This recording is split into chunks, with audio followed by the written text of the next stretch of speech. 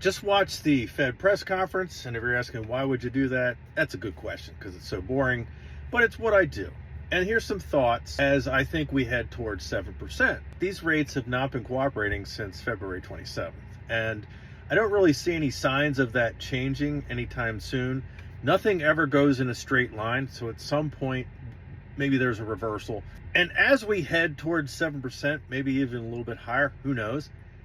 We've seen this now a few times over the last 4 years. This is the new norm.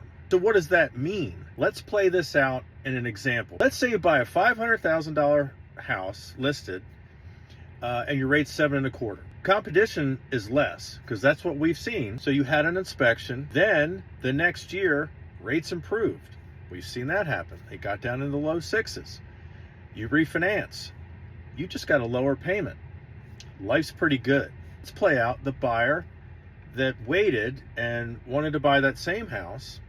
The next door neighbor listed for $500,000. They probably listed for a little bit higher, but let's say they didn't. Well, this one got multiple offers and sold for $530,000, $540,000. They might have waived the inspection. They're financing more. 3 months after closing, they find out, oh, hot water heater blew up. Roof's getting older, might have to replace the roof. They have extra expenses that they kind of didn't anticipate on, or they weren't able to negotiate with the seller to fix or get a credit. Let's think about our guy that bought at $500,000 and they didn't have any surprises from their home inspection because they were able to see what was coming and budget for it. Just because we go back above 7%, it's not necessarily a bad thing as a buyer. Okay, maybe I'm spinning things a little bit. Price appreciation and home affordability continues to be a problem, right? Well, if we have more periods like this, where we're heading, we think, the home appreciation stalls.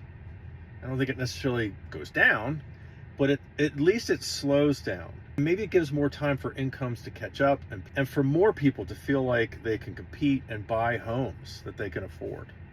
Maybe some of you disagree on that. So that's what I got. What do you all think?